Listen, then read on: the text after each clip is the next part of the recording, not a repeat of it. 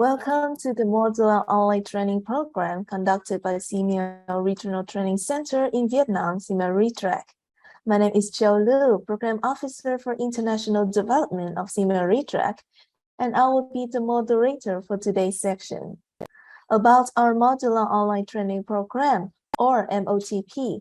After the MOTP Series 2021-2022, SEAMEO RETRAC continues to assist SEAMEO member countries with the MOTP Series 2022-2023. It has 6 modules with 4 topics for each module. Covered this morning will be Module 3 on teaching and learning with the 2 topics, Metacognitive Instruction and Teaching and Learning after COVID-19. Before we start, please keep in mind the following housekeeping rules. Our webinar is video recorded, so please watch and listen to the video. This video will be less than 30 minutes. If you have any questions regarding the video, kindly type them into the chat box. After the video, we will have time for questions and answers with our trainer, Dr. Anita. We will participate via the Zoom platform with the whole section recorded, and then the video recording will be uploaded on our YouTube channel for your reference and review later on. The YouTube link is provided on the MOTP's website. About Dr. Anita Clapano-Oplina, she obtained her doctorate degree in education planning and management in the Philippines and had been in the field of education and engaged in administrative functions back in the Philippines. She was the assistant to the academic vice president at Xavier University in 2014 and dean of faculty and academic affairs at FINMA Cayaganda Oral College from 2015 to 2017. In 2018, she came back to SEAMEO RETRAC as a senior education specialist and has been working as a curriculum developer, instructional materials designer, trainer, researcher, and lecturer. She is very passionate about advancing the leadership and management skills of school leaders, managers, administrators, and teachers in Southeast Asia. Before turning over to our presenter, I would like to invite everyone to turn on your camera for a photo shoot.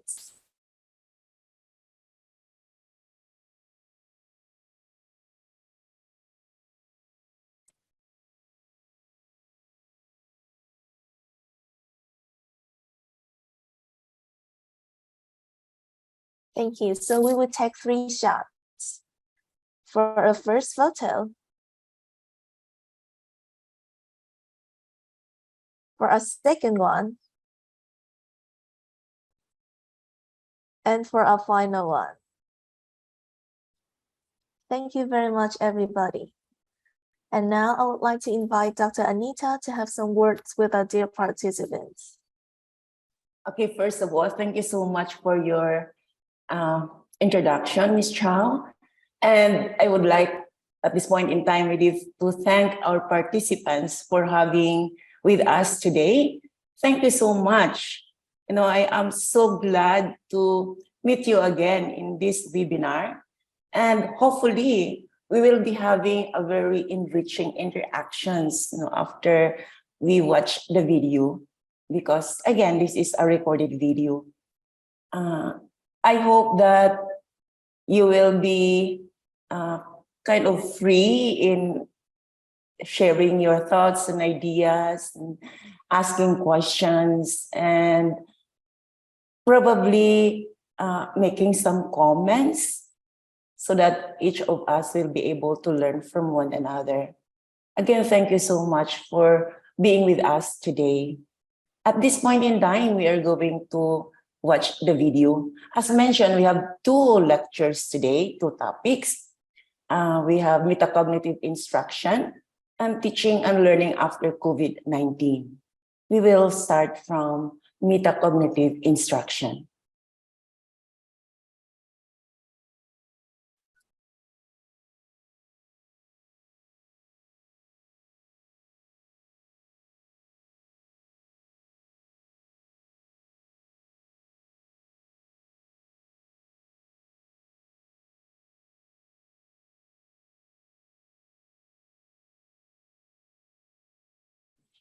And what are some effective? I will reshare the screen. Thank you very much.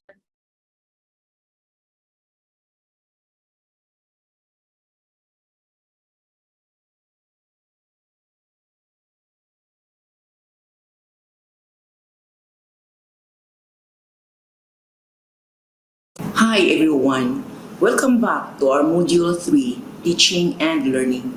Today, we're going to explore the last two topics, Topic 11, Metacognitive Instruction, and Topic 12, Teaching and Learning after COVID-19. Let's start with Topic 11, Metacognitive Instruction, with the following key points. What is metacognitive instruction? What are the phases of metacognitive instruction and the levels of metacognitive learners? And what are some strategies to teach students how to think metacognitively and some metacognitive exercises to help improve their metacognitive skills? What is metacognitive instruction? Let's start with metacognition. Metacognition is thinking about one's thinking. It is one's knowledge concerning one's own cognitive processes. More precisely, it refers to the processes used to plan, monitor, and assess one's understanding and performance. Metacognition includes a critical awareness of one's thinking and learning, and oneself as a thinker and learner. As the name suggests, metacognition builds upon cognition. We use our cognitive abilities to make sense of the world. We use our metacognitive abilities to make sense of cognition. Hence, it makes little sense to discuss metacognition without referring to the cognitive abilities. The boundary between cognition and metacognition is not always clear. The same mental activity, planning, or decision-making, this can be performed in a cognitive or metacognitive way. The key difference is the goal of the activity. For instance, when a teacher decides to separate two distracted students, he is making a cognitive judgment. If the teacher goes home and thinks about the dynamic between the students, the effect of the teacher's intervention, and decides to adopt a new strategy the next day, the teacher makes a metacognitive judgment. Having said, metacognition has two main components. First component, metacognitive knowledge, and second component, metacognitive regulation. First component, metacognitive knowledge. Metacognitive knowledge is knowledge of a task, knowledge of our own abilities, or knowledge of strategies. For example, the learner's knowledge of the task. I am going to write an essay. The learner's knowledge of their own cognitive abilities. I have trouble remembering days in history. And the learner's knowledge of different strategies that are available to them and when they are appropriate to the task. If I scan the text first, it will help me to understand the overall meaning. Second component, metacognitive regulation. Metacognitive regulation refers to what learners do about learning. It describes how learners monitor and control their cognitive processes. Monitoring happens when learners are aware of what they are doing, and control is where they make adjustments or use strategies to change what they are doing. For example, if they are reading a text and they realize they haven't understood it properly, that would be the monitoring. And going back and rereading it would be the control. Or the learners might realize that a particular strategy is not achieving the results they want, monitoring. So they decide to try a different strategy, control. Metacognitive regulation includes the ability to plan, monitor, regulate, and evaluate the learning process. Instructors can incorporate strategies to help students develop their self-regulatory skills, and or they can use strategies that guide students to think metacognitively about course content, to think like a professional, approach problem as a professional in the discipline would. Categorizing metacognition into its component parts is important, as it aids our understanding of metacognitive development and informs the use of pedagogical approaches that target different aspects. Hence, metacognitive instruction is the process by which the instructors teach students to plan, monitor, and evaluate their thinking around a particular learning objective or a particular learning intention that they have. It is about very much understanding what success will look like in that learning intention, that learning outcome. In metacognitive instruction, instructors use reflection to make timely modifications to their teaching at the observation, planning, implementation, monitoring, and evaluation processes, considering the levels of metacognitive learners. This leads us to the second key point of my presentation. What are the phases of metacognitive instruction and the levels of metacognitive learners? The phases of metacognitive instruction include Phase 1, planning, Phase 2, monitoring, Phase 3, evaluation, and Phase 4, reflection. Phase 1, planning. During the planning phase, learners think about the learning goal the teacher has set and consider how they will approach the task and which strategies they will use. At this stage, it is helpful for learners to ask themselves, what am I being asked to do? Which strategies will I use? Are there any strategies that I have used before that might be used? Phase 2, monitoring. During the monitoring phase, learners implement their plan and monitor the progress they are making towards their learning goal. Students might decide to make changes to the strategies they are using if these are not working. As students work through the task, it will help them to ask themselves, is the strategy that I am using working? Do I need to try something different? Phase 3, evaluation. During the evaluation phase, students determine how successful the strategy they use in helping them to achieve their learning goal. To promote evaluation, students could consider, how well did I do? What didn't go well?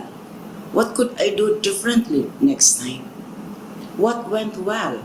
What other types of problem can I use this strategy for? And Phase 4, reflection. Reflection is a fundamental part of the plan, monitor, evaluate process. Encouraging learners to self-question throughout the process will support this reflection. In the metacognitive instruction, a key challenge for teachers is being able to recognize how well their students understand their own learning processes. David Perkins, 1992, defined 4 levels of metacognitive learners which provide a useful framework for teachers. They are as follows.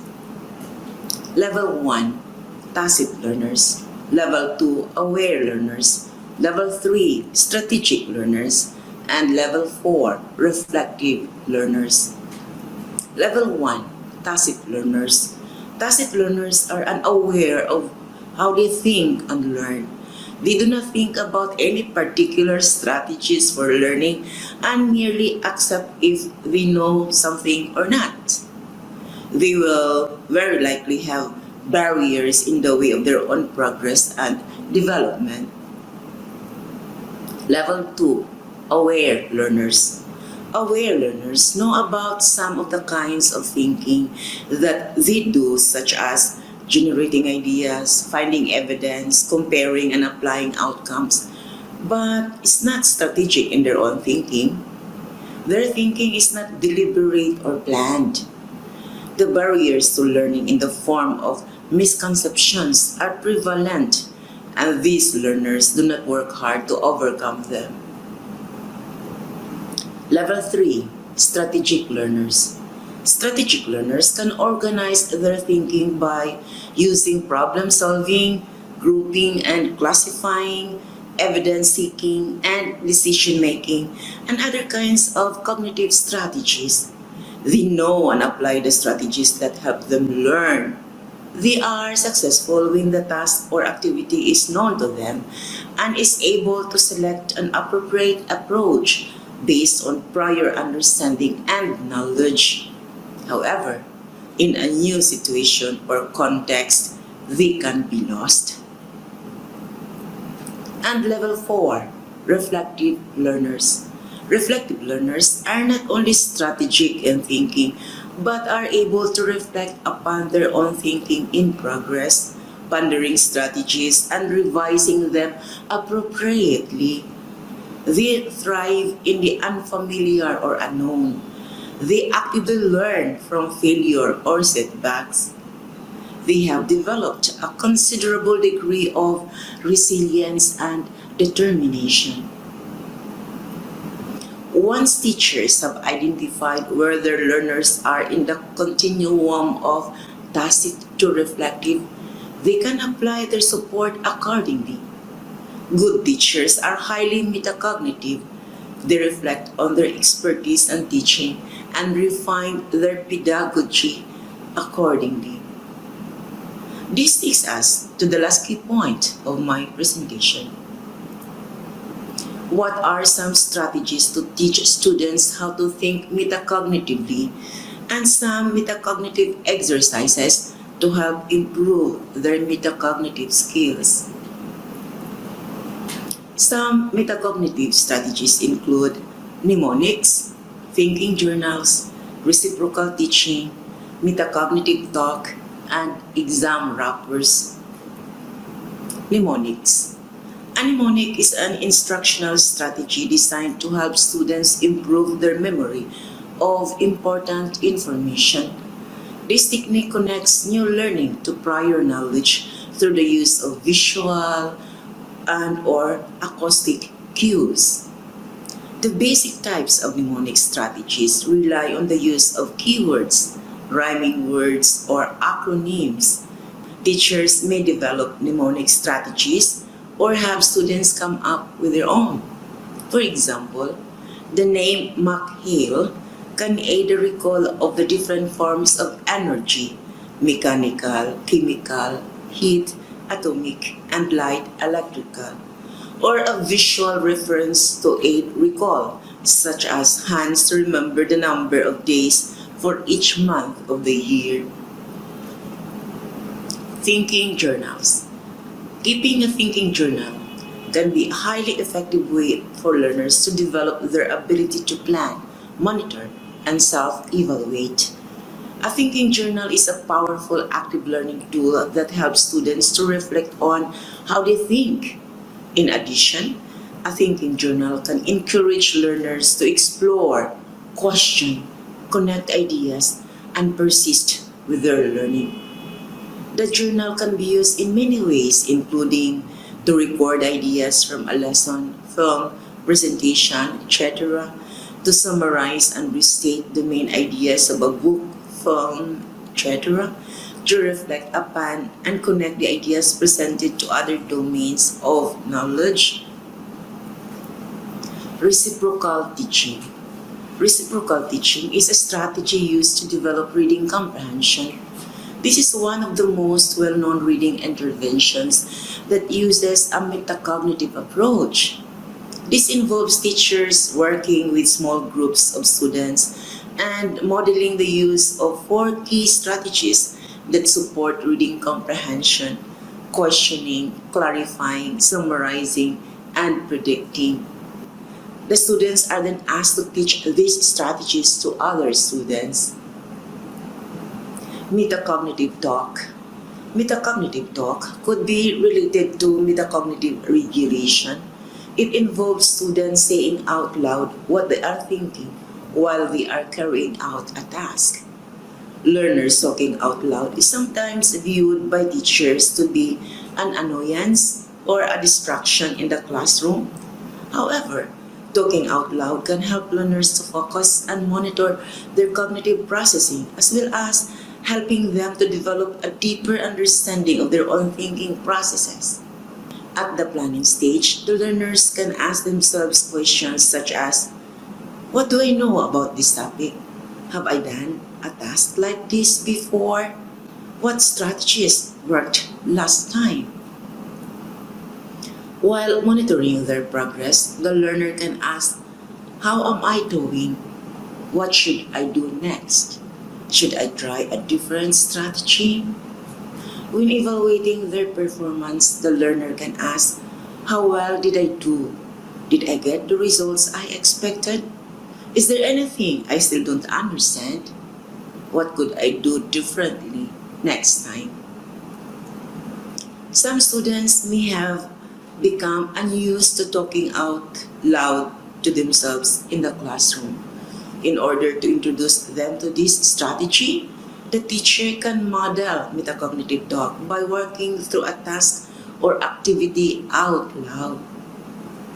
When teachers verbalize their inner thought processes, it helps students to understand how more proficient thinkers solve problems.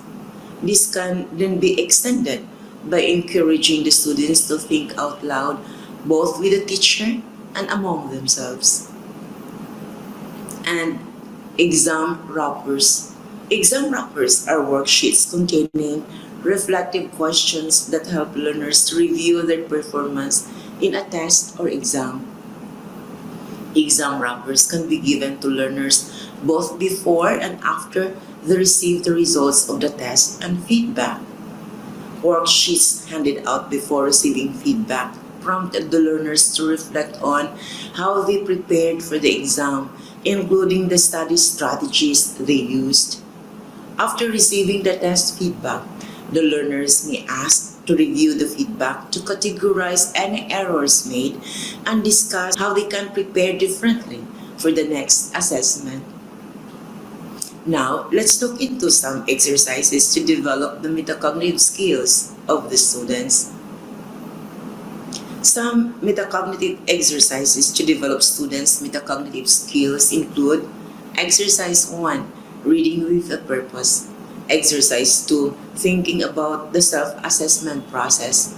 And Exercise 3, Building effective communication. Exercise 1, Reading with a Purpose.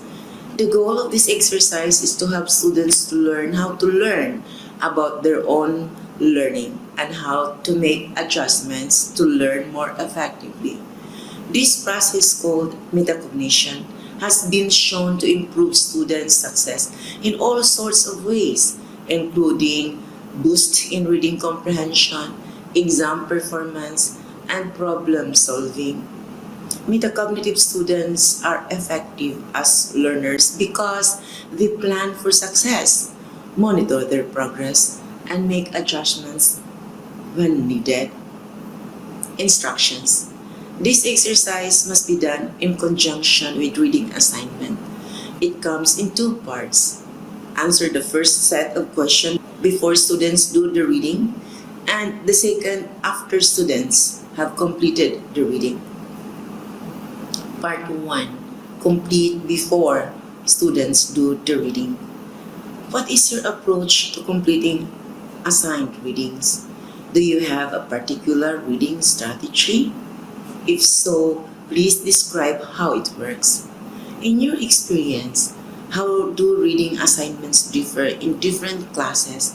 For example, how does reading history differ from biology? Or literature differ from sociology? How much time do you budget for completing the reading assignment? Why do you think this reading might have been assigned? What do you think your instructor hopes you will learn? And how will you know if you have been successful? Part 2. Complete after students completed reading. What did you learn from the reading? Be specific. How did you learn it? That is, what was your approach? Did you use a particular strategy? If so, please explain. What kind of thinking was the reading asking you to do? How is that type of thinking different from that being asked in other classes? As you were reading, did you find yourself engaged in the material or distracted? If engaged, what was interesting about it? If distracted, then what might you do next time to limit distraction? Did you budget enough time to complete the reading? If so, how did you know it was enough? If not, what might you do differently next time? After reflecting the reading process, what lessons will you take with you to the next reading assignment? Exercise 2. Thinking about the self-assessment process. The overall goal of the self-assessment process is to help students better understand their views, expectations, interests, and skills related to the topic at hand. This exercise encourages students to think back on how they completed the self-assessment to consider whether it was fair and accurate. Instructions: consider your recent scoring on the self-assessment and the scores offered by your instructor. Think about how you approach the self-assessment process. Answer the following questions. Your answers do not need to be overly long, but you should try to provide enough details so that you explain your responses. Now that you've had a chance to review the scores, are there places where you and your instructors came to different conclusions? Why do you think scores differ? As you think back on the self-assessment process, do you think you were being too hard or too easy on yourself? Does this happen in other situations, other classes, at your job, extracurricular activities? Can you point to evidence that supports your instructor's scoring? Would you now change your assessment in light of that evidence? Why or why not? Moving forward, how do you plan to strengthen the items addressed in the self-assessment? What's the plan? Can you identify the resources you might need to strengthen your skills? After reflecting on this most recent assessment, what lessons will you take to the next time you go through the process of self-assessment? And exercise 3, building effective communication. This exercise asks you to reflect on how to communicate effectively to a disciplinary audience. The aim is to encourage you to develop clear, concise, and organized modes of communication. Instructions: think about how you communicate ideas related to your project. Answer the following questions. Your answers do not need to be overly long, but you should try to provide enough details so that you explain your responses. What does effective communication look like? How do you know it is effective? How does communicating with a disciplinary specific audience, biologists, chemists, engineers, differ from communication with other groups? Please give an example. What's your process for organizing ideas and figuring out what is most important? And how do you determine if your message is clear and reaching your audience as you intend? I have just finished my presentation on metacognitive instruction. I'd like to conclude with a few words. Metacognition happens when we consciously reflect on our own cognitive processes. Metacognition is a crucial aspect of teaching and learning. It is the primary driver of self-regulation. In teaching metacognition, It is essential to identify the levels of our metacognitive learners, such as tacit, aware, strategic, and reflective, and explain the two main domains of metacognition, metacognitive knowledge and metacognitive regulation, which are informed by the planning, monitoring, evaluation, and reflection phases during the metacognitive instruction. It is as well critical to employ metacognitive strategies and exercises to advance the metacognitive skills of all students, creating a culture of teaching and learning that develops metacognitive learners who are equipped and motivated to participate in autonomous lifelong learning requires an explicit and continuous metacognitive instruction. Thank you for your participation. Hi everyone.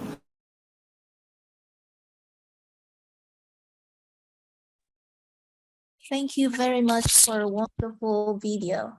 And now, while waiting for other participants to have the questions, Dr. Anita, do you have any inputs or other ideas you want to share with our participants? Okay. Yes. Thank you so much for listening and watching the video. Now, I understand that we already have a question here, but let me just say something first before answering the question, right, Ms. Chow? Yes, we have one question in the chat box. Now, as we see in the presentation, that metacognitive instruction is an approach by which the teachers teach students how to plan, monitor, and evaluate their own learning process, their own thinking, and how they're going to, improve the performance. So, all in the presentation, I guess, one thing that we learned about metacognitive instruction is to help our students able to reflect. Reflection is a must in metacognitive instruction because that is thinking back of what has been done and where I am in the process, to be able to achieve the learning goal. So that's the key term. And then I also introduced there the domains of metacognition. That's very important for us teachers so that we will be able to transfer that to our students. So the two domains, we have metacognitive knowledge and metacognitive regulation. But prior to that, I guess we understand the difference between cognition and metacognition.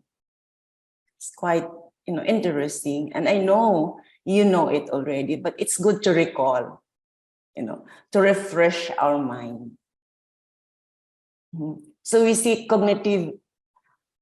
metacognitive knowledge is understanding what is the task that I am going to do, what is my strategy of doing it, and how much I know about it.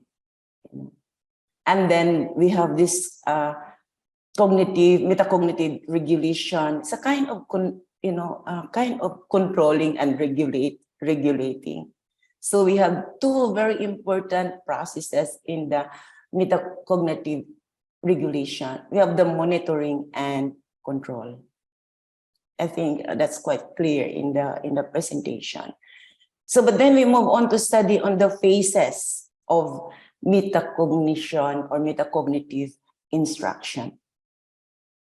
So there are 4 phases that I mentioned. We have plan, monitor, evaluate, and reflect.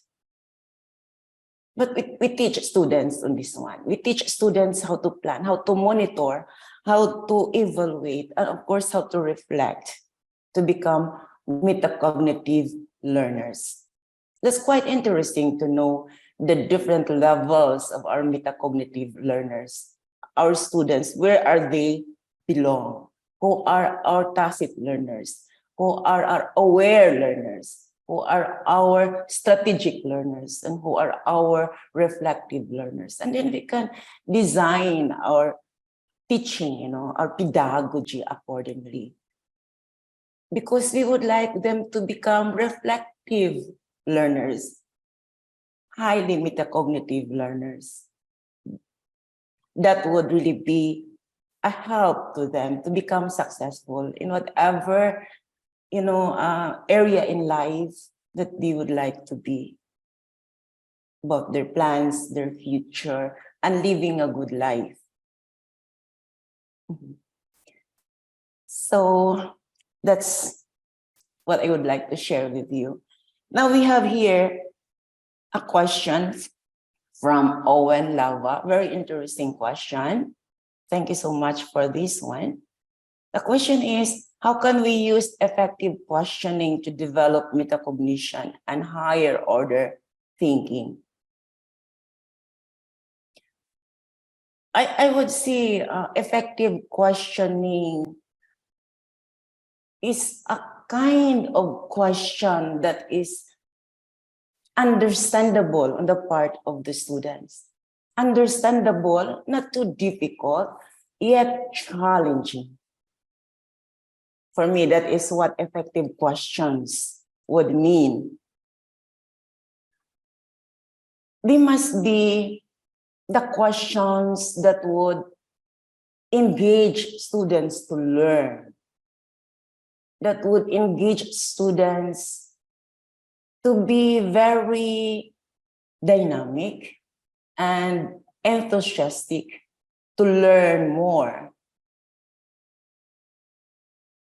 So that's how do we use effective questioning? Now, we are going to use it in a manner that would help students understand better, that they will be able to perform better the thing that we would like them to do. As I mentioned, it must be understandable question that would challenge the students. Now, we understand that there are different types of questions. We can have the closed questions, for example, to check the comprehension of our students. So closed questions like yes or no or multiple choice, true or false. We know what does it mean when we speak of closed questions. But then these closed questions would lead to a deeper understanding of the subject, of the topic. So we will also have these open-ended questions where we allow our students to speak out, to communicate their ideas, their feelings, and what they believe. And in the process, we are teaching them to become thinkers, critical thinkers. We are teaching them to become maybe from aware learners to reflective learners. So for that, then we start from the low order thinking skills, and we bring our students to higher order thinking skills. Like we ask them to analyze, to evaluate, to reflect, and to create something. We are forming then really a metacognitive learners, when learners can transcend from lower order thinking to higher order thinking. Because metacognitive learners are learners who can think from the lower thinking level to higher thinking level. So once the learners are able to use their metacognition, we are then assured that they are metacognitive learners.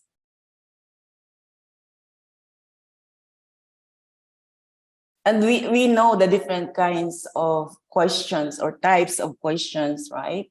We also have we can use, as I mentioned earlier, closed questions, open-ended questions. We have the leading questions. We have the probing questions. We have the funnel questions, and we have the rhetorical questions.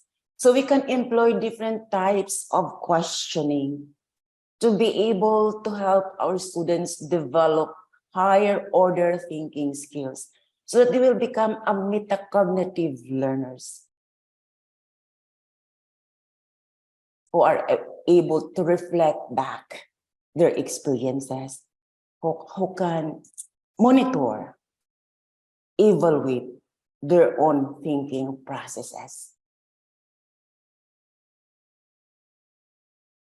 Or when you can always make a follow-up if you would like to know more, or if there are things that you would like to make clear. But thank you so much for the question. And we have here from Maria Luana Del Mundo. Thank you for this question. Will you allow learners to write their reflective journals in English or their mother tongue? What are the pros and cons of using English language or mother tongue in performing reflective activities? A very interesting question. That is true because we have diverse learners right in our classrooms. The point here is that it would depend now on the subject that you are teaching. Like, for example, if you are teaching in English subject, for instance, I guess it would be a very advantageous part on the part of the students to use English language to write their journal. It may be quite difficult at first, but we are helping them to develop acquiring the target language in our class. So we allow students, we ask students to write it in English. As I said, it might be difficult for them at first, but they will get to using the target language to them, because that is the purpose of the subject, to help them be able to write the language that is taught in the class. But for other subjects, it will depend now on the level of your students. Probably there are, if I am teaching, for example, science subject, and I ask my students to write, they have this reflective journal or thinking journal, whatever you call that. And then I know my students' level, and I know their, the languages perhaps they are capable of. So for those students who can use English, then I will encourage the students to use English. But for those who cannot, use the target language, the English language, then they can use it. Now, say if that is in other subjects other than English. But for English, for me, it's compulsory to use English language. So other subject, aside from English, I am flexible. Students can use their own language or English language. But I guess in higher subjects, levels, when English is the medium of instruction, for instance, then I would encourage my students to use English language. Now, the point here is, what are the pros and cons of using English language or mother tongue in performing reflective activities? That's quite interesting and quite challenging one, but for me, if we are going to encourage students to use the advantage of English language is that this is the international language. This is the global language. So that if I will enhance the English language skills of my students, then I am developing them to be able to communicate to people outside their own community. I would be helping them to become maybe able, if not fluent, to use English language to people outside of their community. You know, it wouldn't be easy for them to travel outside of the country. So that's one very, I suppose, advantageous, you know, to allow students and to encourage students to use English language, because this is reflection and this is narrative and this is talking themselves, putting in printed paper, putting into writing what they feel, what they experience, what they have in mind.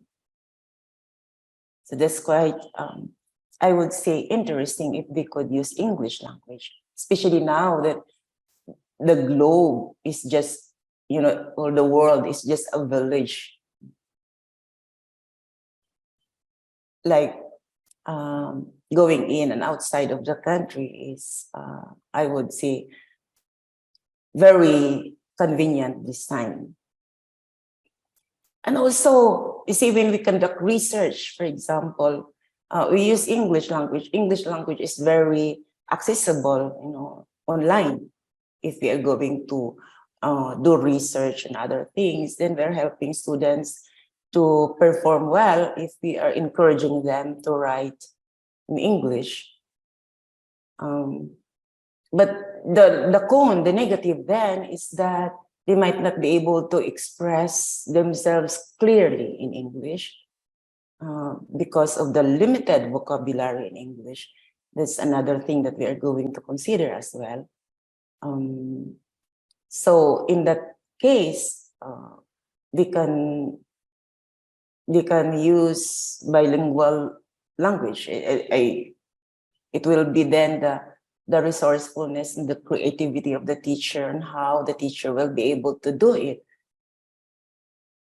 Because in the reflective journal or in the thinking journal, we've got to allow our students to express themselves freely, to articulate themselves freely.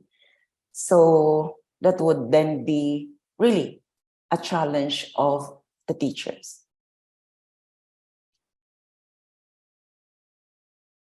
Okay, so I hope I have shared my thoughts, Maria. And if you have something else to say, please say so.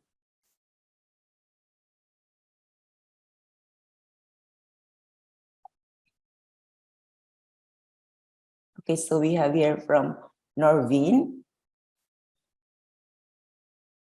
Okay, yes, Doc Anita, you're right. It's like thinking about my thinking in the part of the learners to solve the given problem. Choose the best strategies and decide for themselves whether the outcome of the said strategies meets the standards. Yeah, right? And much more, the learners become aware of their own strengths and weaknesses and realize that success depends on the effort to make and the strategies they make. You're right. I definitely agree with you, Norvin. So that metacognition is really reflecting back, you know, and checking the strength and the weakness that the student has and be able to improve for the next. Thank you for that insight. It's great.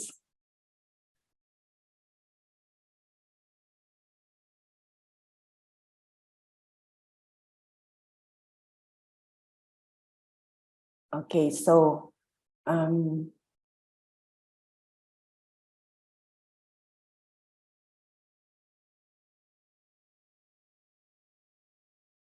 hope that you also have right, you have identified your your students, your learners, it's really good to be able to understand the level of our learners in terms of their capacity, in metacognition. Like to understand them as tacit learners, aware learners, strategic learners, and reflective learners. And here you will be able to adjust, to, I would say, modify your pedagogy to be able to help students understand better and improve their academic performance. So Norven just mentioned about thinking about my thinking, which is really very, very important, because we see after education, our students will be having their own life, they have their own job, they have their own family. And we could just imagine if we are producing metacognitive learners, able to reflect back and check where they are at and learn their mistakes. Because it's only when we reflect that we learn our mistakes and improve in process. So that in metacognition, we are teaching our students to become effective, to become productive citizens, and to become good leaders.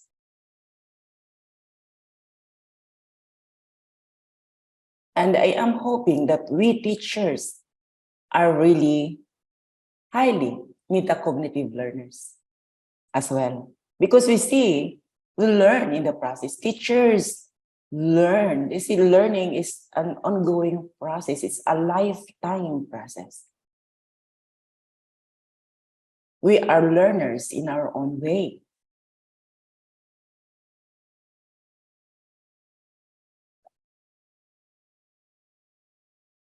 Like I used to reflect what I have learned and what are my strengths and what are my weaknesses. And then do something. Because this is quite important, especially in making decisions. And we are transferring the skills we have to our students.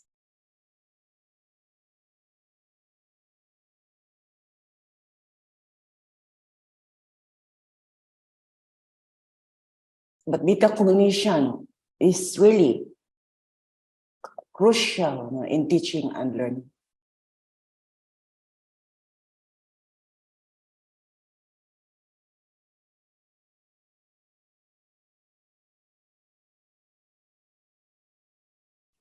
Thank you again, Norvin. Definitely, yes, you're very right. Metacognition involves thinking and reflecting before, during, and after learning tasks. That is why we teach our students to plan, monitor, and evaluate their learning task. Nice. And we are doing that, I suppose. It's a demand, a high demand for us teachers to think first. We plan, and then we monitor in the implementation process, and then we evaluate. But all this takes reflection. And I hope that we are teaching our students how to reflect. Like in my presentation, there are lots of self-questioning that we can share with our students. Those questions help them to reflect, to think back, and find out their strengths and weaknesses, and check. So this is what we call metacognitive regulation. We monitor and control.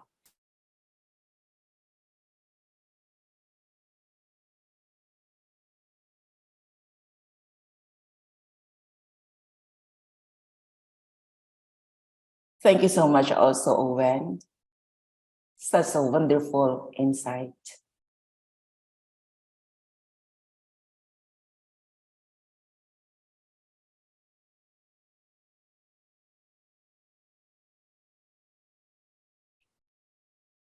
Okay, so are there more questions from your end, Ms. Chow? I believe you have answered all the questions in the chat box. Thank you.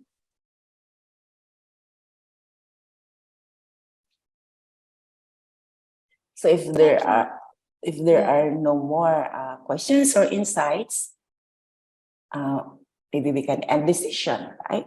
And we will be having Ms. Chow to tell us more. Yes, so thank you everybody for your attention and participation in our first topic. We will now have a short break and the training will resume at 10:15 with the next topic on teaching and learning after COVID-19. Thank you very much, everybody. Thank you so much and see you. Welcome back. We will now watch the second video on the topic teaching and learning after COVID-19.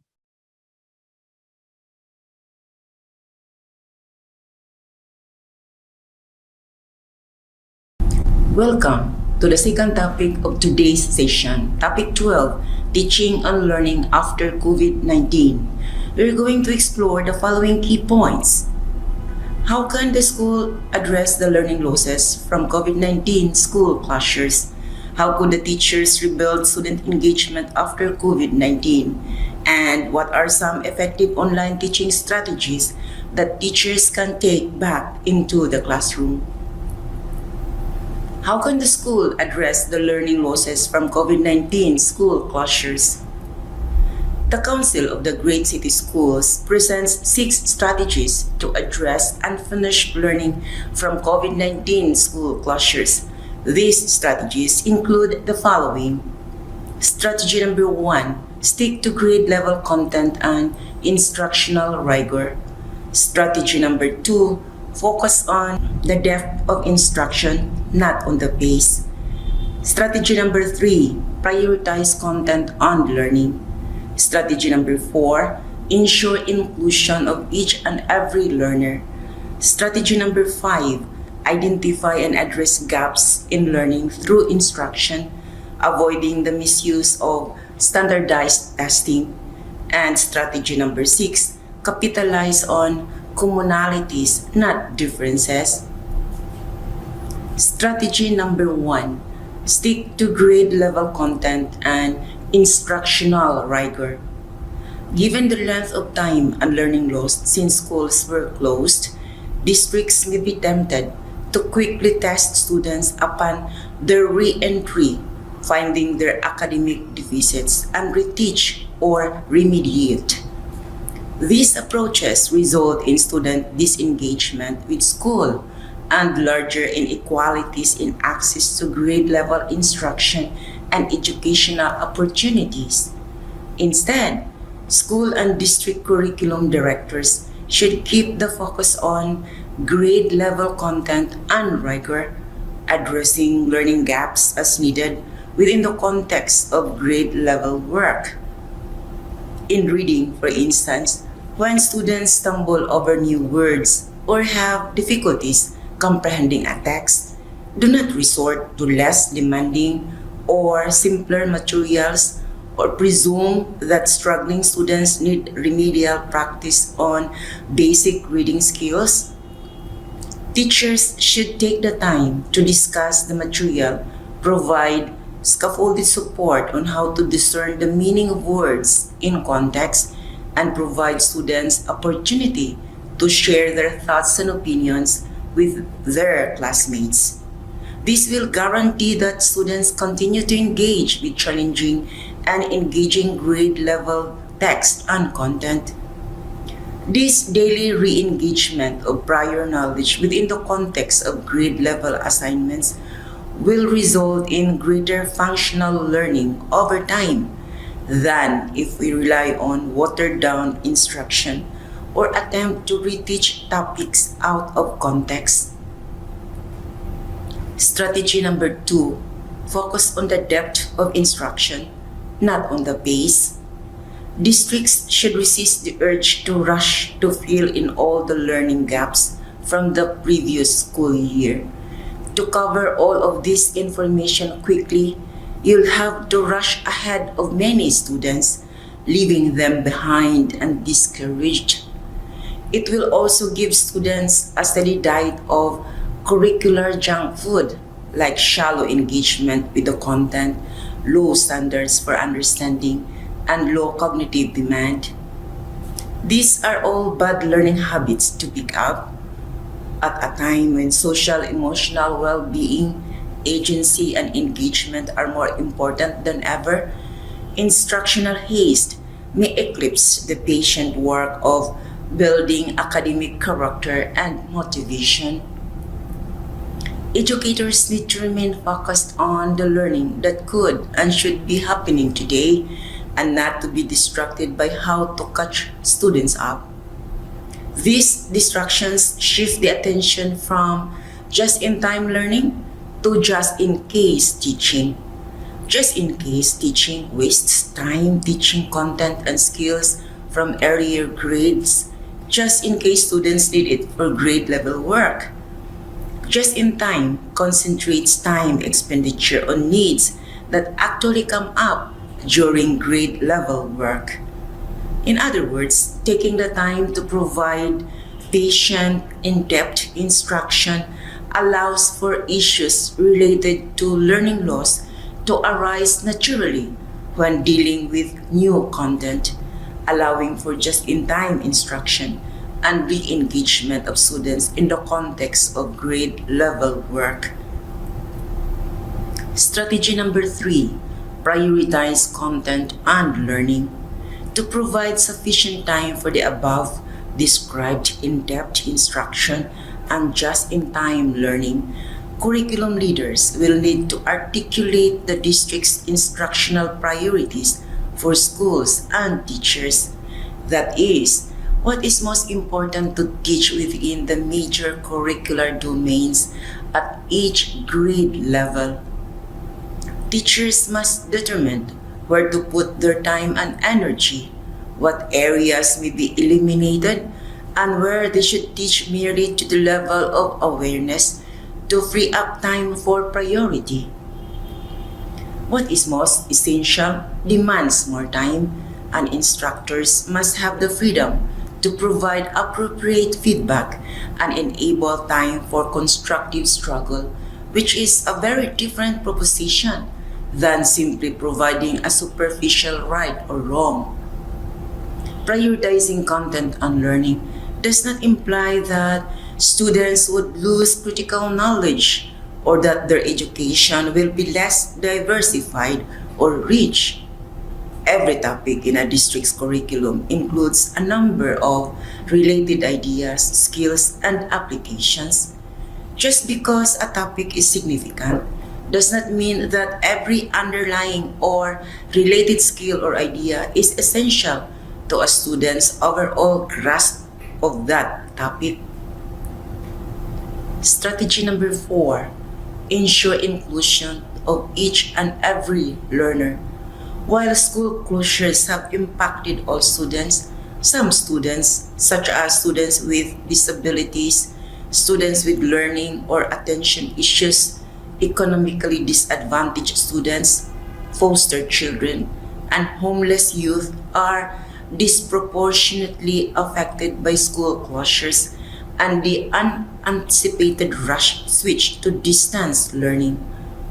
When schools are back in session, the temptation of education systems will be to pull these at-risk students out of classrooms to provide enhanced support and remedial coursework.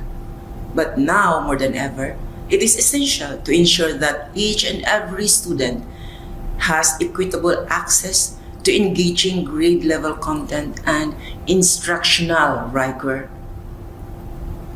Removing students from core instruction in an attempt to remediate or catch them up is not only counterproductive, but it also significantly contributes to the widening of the opportunity gap and often results in students being tracked or grouped into lower grade level and core content classes. One way to make grade level content accessible for all students is through the use of the principles of universal design for learning. Universal design for learning principles are based on the understanding that students differ in the ways they are motivated to learn, and that students with language and or cultural difference, sensory disabilities, and learning disabilities all require a different way of approaching content. Strategy number 5, identify and address gaps in learning through instruction, avoiding the misuse of standardized testing. Upon students return to school, many districts' initial inclination will be to administer tests to determine their academic level and needs. This would be an error for several reasons. Districts should prioritize building physically and psychologically secure learning environments for students and re-engage students in school. To re-engage students in school, educators must emphasize the significance of the school community and the joy of learning. Too soon test administration undermines both of these goals. In addition, testing appears to place the responsibility for learning losses on students themselves. The accompanying label of poor or academically behind may further alienate and isolate students who require help the most.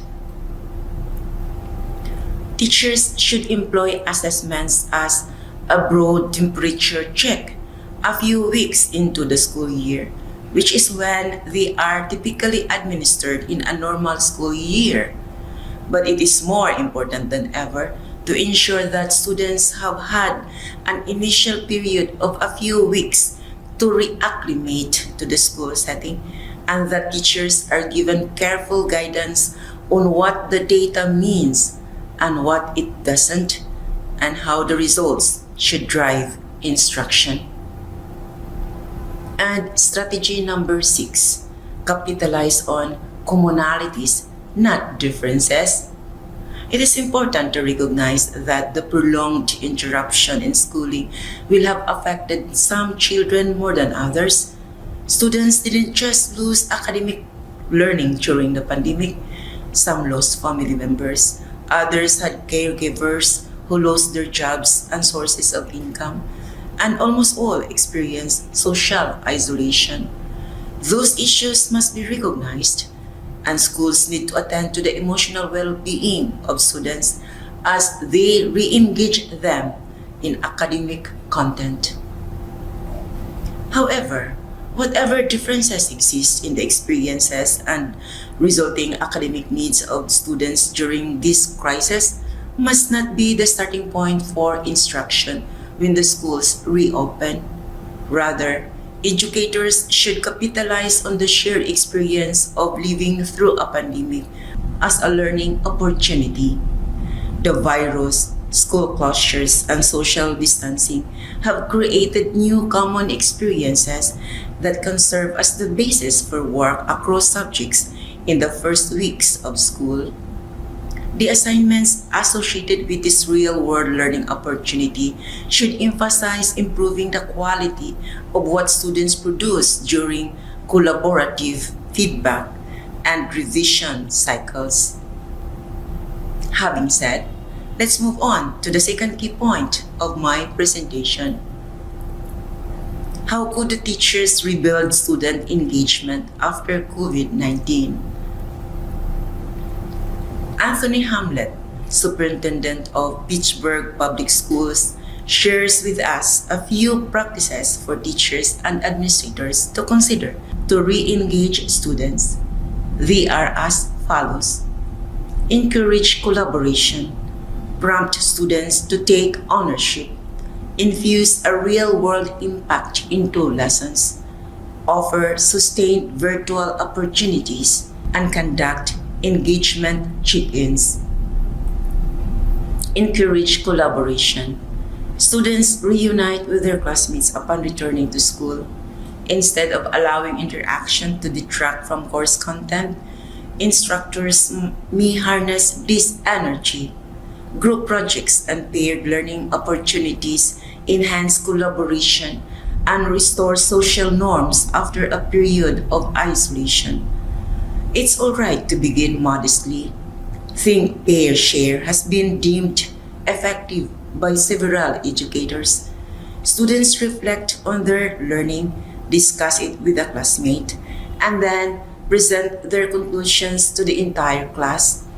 Think, Pair, Share is a 5 to 10 minute exercise that breaks up the learning day and encourages students to internalize their lessons. Prompt students to take ownership. It's been a long time since a class schedule consisted of hour-long lectures and assigned readings.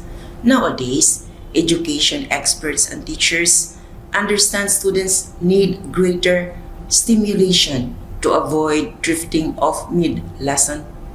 Thus, classrooms are an ideal place to support the autonomy of young people who are beginning to recognize and test their limits. In planning a lesson, make room for student choice. If students need to demonstrate their grasp of how ecosystems function, offer supplies for an array of final projects, a presentation, a written report on a local ecosystem, or a self-built terrarium. Allowing students to make choices tells them educators care about their opinions. It also prompts self-assessment. Students will ask themselves which projects they will excel at, which might be a challenge, and moreover, which speaks to their own interest. Infuse a real-world impact into lessons. We want our classrooms to be a reliable space for students to learn and grow without outside stressors. However, creating a safe environment is not the same as dismissing lived experiences. In fact, connecting student studies to their everyday lives often helps them see why they matter in the first place. In social studies, that might look like initiating a cultural appreciation day where students discuss their family history, traditions, and cuisine. In a literature course, students could write letters to their community officials or create stories for children in the orphanage. If a school has the space and means, science students could build a community garden. School gardens create year-round learning opportunities focused on the local climate, economy, and various agricultural skills. By the end of the school year, students receive tangible evidence of their hard work and a new way to engage with the world around them. Offer sustained virtual opportunities. The pandemic continues to impact our students, but after quickly adapting to remote learning, educators learn new ways to stay in touch with students outside the classroom. Virtual learning shouldn't lapse because we are back, because online communication is crucial to sustained engagement. When it comes to study habits, incorporating online programs like Quizlet and Kahoot into lessons will make students realize being at home doesn't automatically equate to learning loss. Similar collaborative homework methods can transform unnecessary tasks into a fun extension of any lesson. At the same time, administrators can engage parents and guardians through frequent newsletters and announcements. Informed adults at home can further encourage engaged students and conduct engagement check-ins. At the end of the day, the best way to measure engagement is to ask students directly. You can also use the minute papers to ask students what they learned of the day's lessons. An anonymous online poll each week could provide insight into what is working in a particular lesson and what needs improvement. But in the same vein as student ownership, requesting student input offers them a sense of control. Young people want to be heard, to be listened to. Finding small ways to accept feedback and make reasonable changes could mean the difference between a committed learner and one simply going through the motions. With this in mind, let's proceed to the last key point of my presentation. What are some effective online teaching strategies that teachers can take back into the classroom? Some effective online teaching strategies include synchronous and asynchronous learning, lesson planning, making the time count, adaptability and technology integration, and assessment strategies. Synchronous and asynchronous learning. Synchronous learning is when learners and instructors are interacting in real time. All the learners are on the same page at the same time. Asynchronous learning, on the other hand, is the exact opposite. It's when a group of students learns at their own pace in their own time. In physical classrooms, teachers can use a perfect blend of these. Teachers can bring all the students together for crucial interactive sessions or discuss important topics. The subtopics or less important ones can be left for asynchronous learning, where students explore a topic based on the guidelines and instructions of the teacher. Lesson planning. In most cases, teachers only rely on lesson plans which give little insights onto the what, when, and how. Teachers can make use of learning management platforms like LMS to create detailed lesson plans and record their strategies, techniques, and results in real time. Teachers can also create weekly schedules that cover which areas to cover, using which teaching method, and follow up on that using an actual schedule. Making the time count. In physical classrooms, there was an abundance of student-teacher interactions, but when we had to switch to online learning, all of a sudden, that abundance was lost, and teachers had to rely on pre-planned structure and targets on which areas to focus and which topics were important. You can bring this back to the regular classroom and assign outcomes or goals to each session before you teach it. This will allow teachers to assert great control over the curriculum and how it's being taught. Adaptability and technology integration. During the COVID-19 era, one thing that became crystal clear is that we already have the necessary technology to digitize education. Teachers across the world rose up to beat the virus, and our students survived. But this also proves that we can and should integrate more technology into the teaching learning process for the improvement of quality and assessment strategies. For the past 2 years, all the exams were conducted online. With the help of technology platforms, teachers can put more meaning into planning and executing assessments. These assessments are not cyclical events for grades, but rather a continuous process that feed data and information for course correction and improvement. Every piece of assessment should add to a particular student's profile and give insight for the teacher about how to help the student achieve better outcomes. I have just finished my presentation, and I will end with a few thoughts. COVID-19 has radically changed teaching and learning environment. Today, we need to look forward and track how technology, personalized learning, and learning environments can forever change our practices. How can we reevaluate, rethink, and reimagine the practices we have during COVID-19 pandemic to improve what we do tomorrow? The Council of the Great City Schools provides us with 6 strategies to address unfinished learning from COVID-19 school closures, which enable us to re-evaluate, rethink, and reimagine the impact of COVID-19 school closures to improve our teaching and learning after COVID-19. Significantly, teaching and learning after COVID-19 requires teachers to rebuild student engagement, which might have lost during student isolation and social distancing. Some methods include encourage collaboration, prompt students to take ownership, infuse real-world impact into lessons, offer sustained virtual opportunities, and conduct engagement check-ins. Likewise, in order to allow connectivity before and after COVID-19, teachers may bring effective online teaching strategies into the physical classrooms to make sense of the global pandemic education in teaching and learning after COVID-19. Thank you for your participation.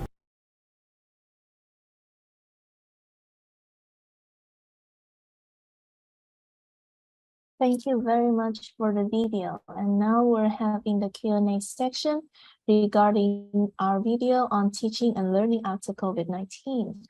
While waiting for the questions, do you want to add some ideas or insights regarding this topic, Dr. Anita? Thank you so much, Ms. Chow. Now, this is our second topic. Actually, this is the last topic of Module 3, Teaching and Learning, and topic 12 in the list of topics we have in our calendar. Teaching and learning after COVID-19 is really very challenging for all of us, because we understand that so much to recover from the part of the students. There are learning gaps that have been happening due to COVID-19 school closures.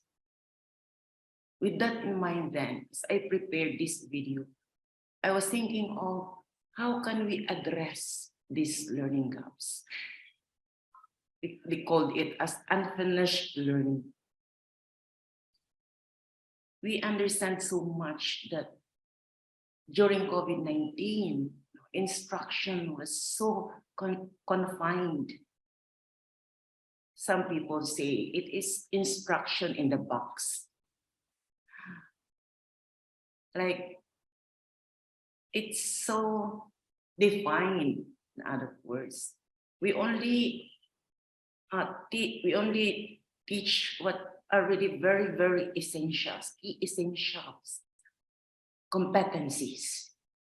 And we see our students would not respond as we would like them, or would not that engaged in the learning process. And we understand automatically. We consider this. There are gaps on the part of the students. There are also gaps on the part of the teachers. Teachers would like to reach out more, but we are constricted. So with that in mind then, I was thinking of sharing with you the 6 strategies from the Great City Schools Councils, from the Council of the Great City Schools. And they are very informative.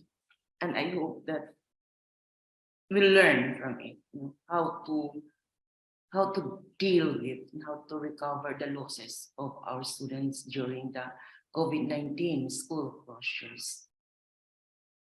With that, then I also included some strategies, to engage our students in the learning process. Now we are going to re-engage them, because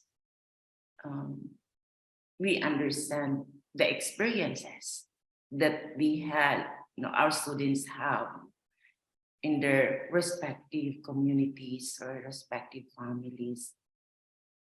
And also we see the isolation during COVID-19 school closures. It's about more than 1 year, like probably like 2 years, where students are, put in a box while learning. So that's it then. There are activities that I shared about how to re-engage our students in the learning process, as well as some exercises that might help us after COVID-19 teaching and learning. So I hope you have some insights that you would like to share with us, or perhaps questions that you would like to ask. And I would like to invite any of us, any of you, to also share your thoughts about the questions, if there be some questions that would come up. See, this is, as I mentioned during the early time of this program, this is a learning community for us, professional learning community for us, where we are free to share our thoughts and ideas about the topic at hand. So I will appreciate if you could share with us your thoughts. Thank you.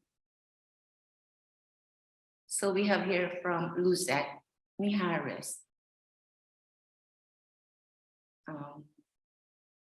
Thank you so much for this question.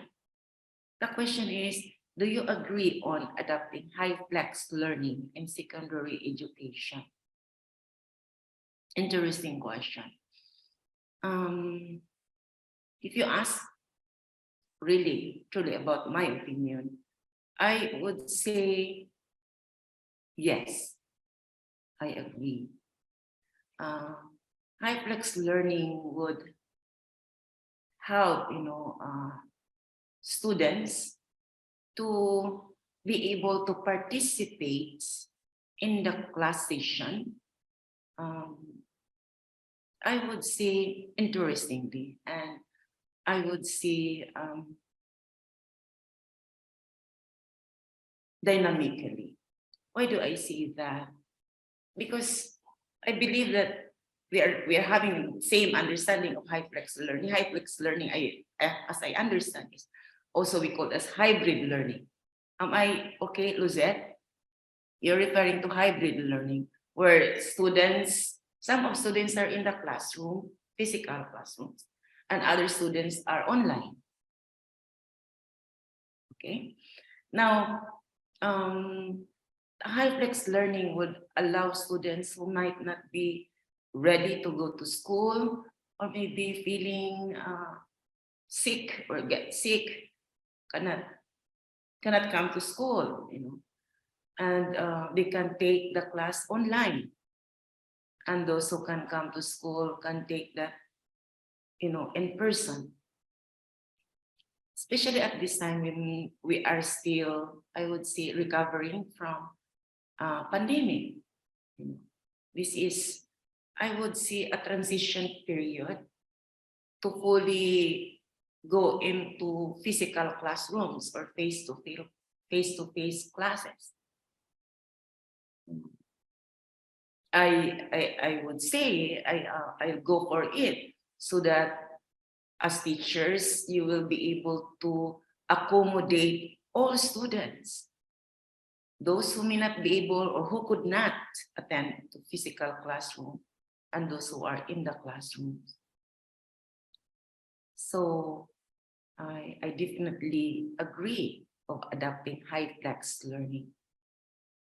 Though I understand that high-flex learning requires really training on the part of the teachers. There must be a very good training on how to teach high-flex learning, where your students are online and offline together at one session. I know it's quite challenging, especially for those who are not prepared for it. So teachers must be prepared, must be given ample time to learn how to handle it, how to conduct high flex learning, so that all students, both online and offline students, will be able to benefit the learning process.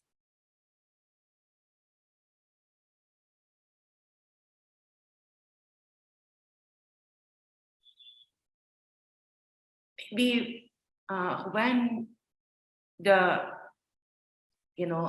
I would say when the pandemic is already really totally in place, like we are free from the virus, totally free, then we can go back to physical classrooms because nothing can change in the physical classrooms, especially in the secondary education, basic education. Probably in the university, there are online courses because our students are mature and responsible and they can manage themselves. Like we expect them to be independent learners, metacognitive learners, and they can succeed. But for basic education, we really need physical classrooms. But this time, we need high flex learning to address all students at home and in school. And so together they will have the benefit of the instruction. They won't miss classes. It is a kind gesture, I guess. A kind gesture to all students. Okay, thank you for this question, Luzette. Okay.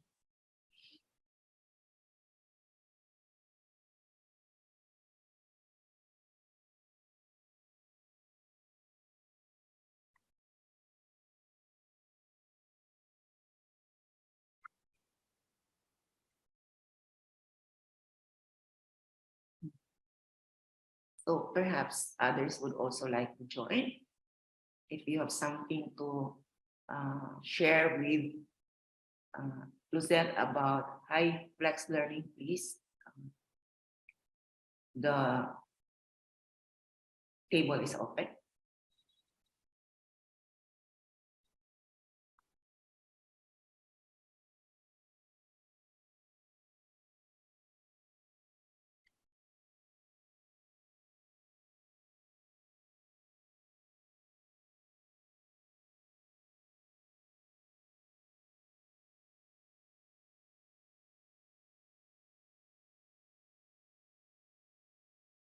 I wonder how you re-engage your students in the physical classrooms. Maybe you have some strategies you can share it with us. I understand that some schools or some countries are already practicing face-to-face classrooms, fully face-to-face classrooms.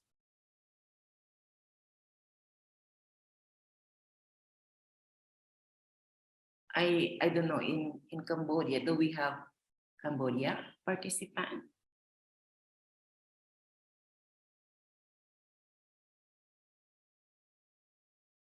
From Myanmar?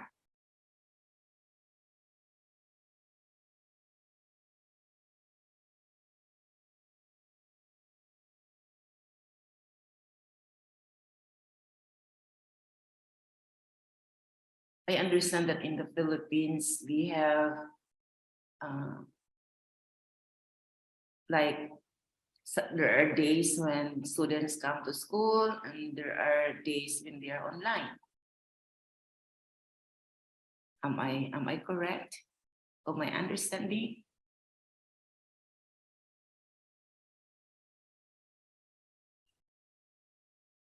Yes. Thank you for your answer, Luzette. Yeah, so I wonder, maybe you can describe to us like how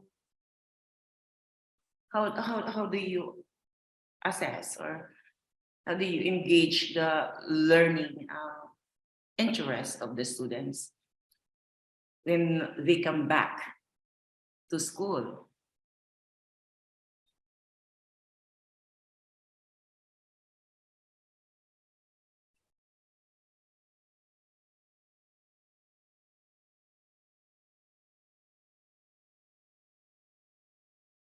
Mm. Okay, so thank you for this one, Norvin. You share with us. So we are also, so this is, you refer this in the Philippines, right? We are also required to conduct mental health and psychosocial support with learners prior to the face-to-face. That's very good. So really prepared students to come to face-to-face classes. I wonder if this requirement is true to all basic education levels, because we have like primary and secondary education. Oh, that's great. I understand that the mental and health psychosocial support of the students are done online before they come to the physical class. Okay, so it's a DepEd memo. That's great.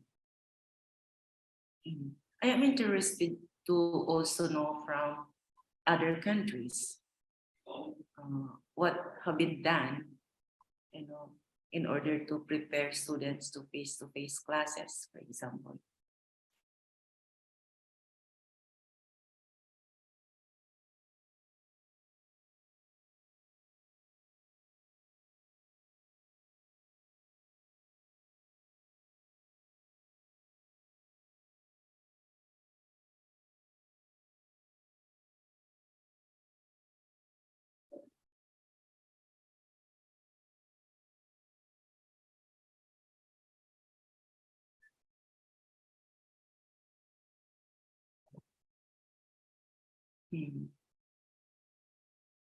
No, you see, teaching and learning after COVID-19 really is quite challenging, because we know that our students come from different cultures and families that might have affected, during the COVID-19.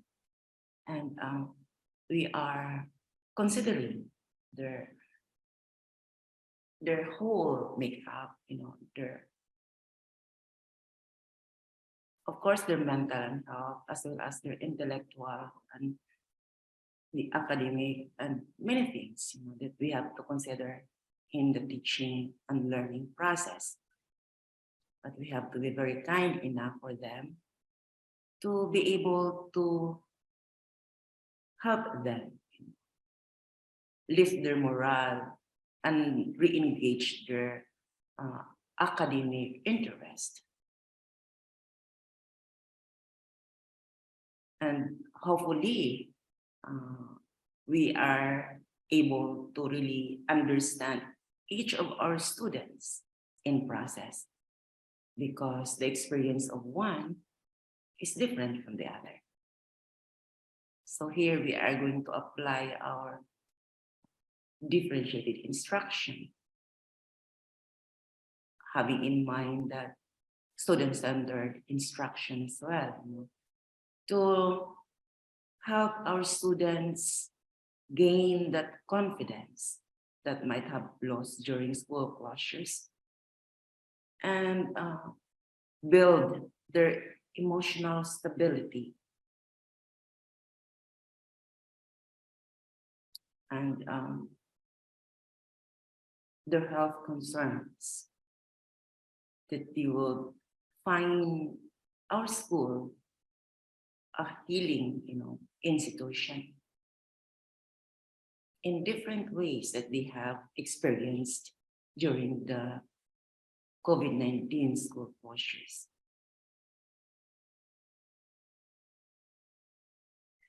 So I hope the 6 strategies would help us able to reflect and modify our approach to our students in a manner that is friendly, accommodating, and caring.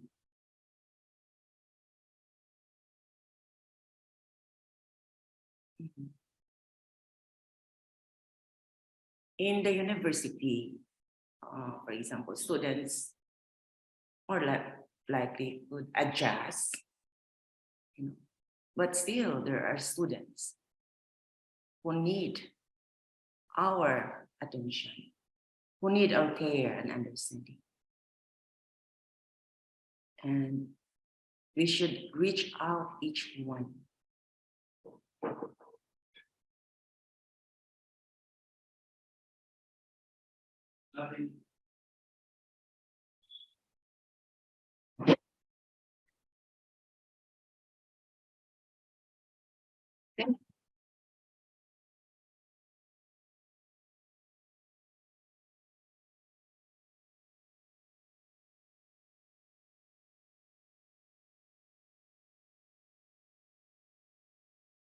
I hope you can share more. Anyone would like to tell? You are all welcome.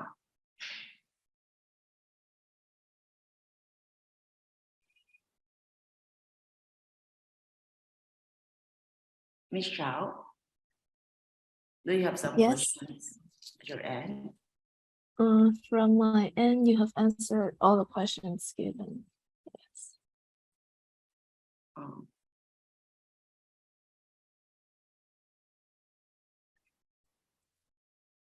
So I guess the topic is quite clear, and you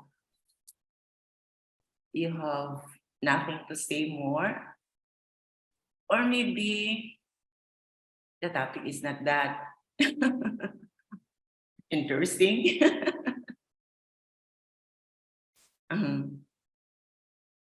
Okay, I acknowledge Maria Lol Anna. Yeah, thank you for acknowledging this lesson, this topic that we have today.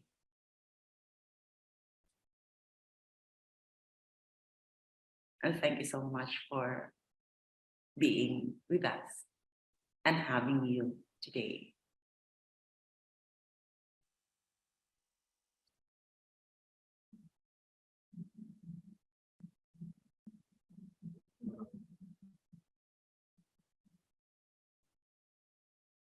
Okay, so I guess, okay, from Zoom user, thank you so much too for your thought.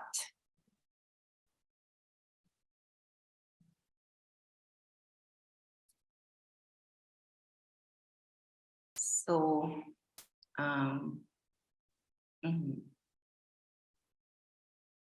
thank you, Marilyn.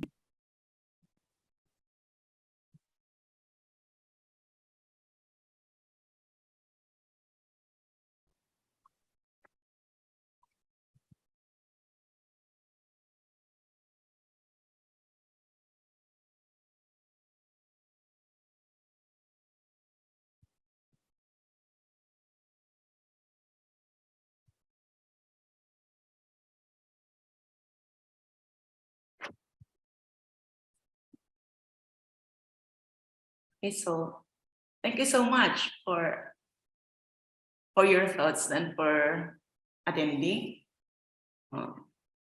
Thank you. So I guess, Michelle, we don't have any questions anymore, so we can close the session.